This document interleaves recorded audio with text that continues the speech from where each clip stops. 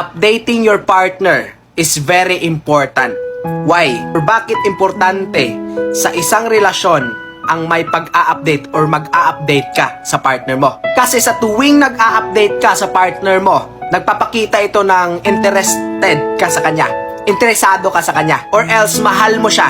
Kasi nga, gusto mo siyang maging part sa buhay mo, sa everyday living mo. Alam niyo po hindi rason ang pagiging busy ng isang tao para hindi makapag-update sa partner niya. Hindi rason para maging excuse na, sorry ha, hindi ako nakapag-update. Sorry ha, hindi ako nakapagsabi sa'yo. Sorry ha, busy ako. Ito yung mga rason sa mga taong hindi talaga nagmamahal. Ito yung mga rason na palagi nating naririnig sa mga partner natin na hindi sila interesado sa atin. Kasi nga, pag mahal mo ang isang tao, dapat talaga mag-update ka. Being busy is not a reason not to update your partner. Especially kung yung partner mo who spent hours waiting for your response. Kung may lakad ka man, for example, may lakad ka man, it takes a seconds to text your partner, to chat your partner, to compose a text, a chat. Diba?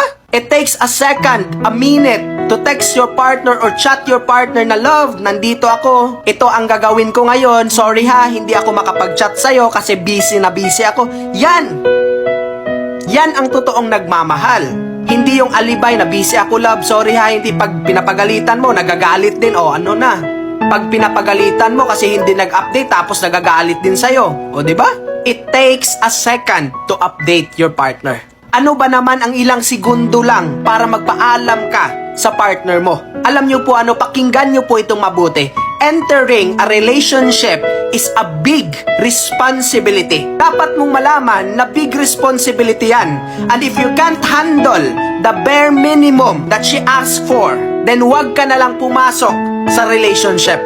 Don't enter sa relationship. Pag hindi mo alam yung responsibilidad na word, huwag ka na lang mag-enter sa relationship. At ito pakinggan nyo itong mabuti. Huwag mong bigyan ng rason ang partner mo para mag-isip siya na hindi siya mahalaga sa'yo. Kasi karamihan ngayon, they didn't even notice na nasasaktan na yung partner nila. They didn't notice na yung partner nila nag-isip na mahalaga pa ba ako sa kanya? Or meron pa ba akong halaga sa kanya? Dapat wag natin yang ipa-feel sa ating mga partner. Mahalin natin sila. Mahalin natin sila tulad ng dati na bago pa kayo sa relasyon yung dalawa. Kasi ngayon, pag nagtagal na, nagkalabuan na. Pag nasa long-term relationship na, wala na, cold na. O hindi na parihan nung dati. Simple lang naman yung mga words na gusto kong iparating sa inyo ngayon. What is a second or a minute na mag-compose ka ng update sa partner mo para makita niya or ma-feel niya na mahalaga siya sa'yo? Alam niyo po simpleng paalam lang, ramdam na niya yung pagmamahal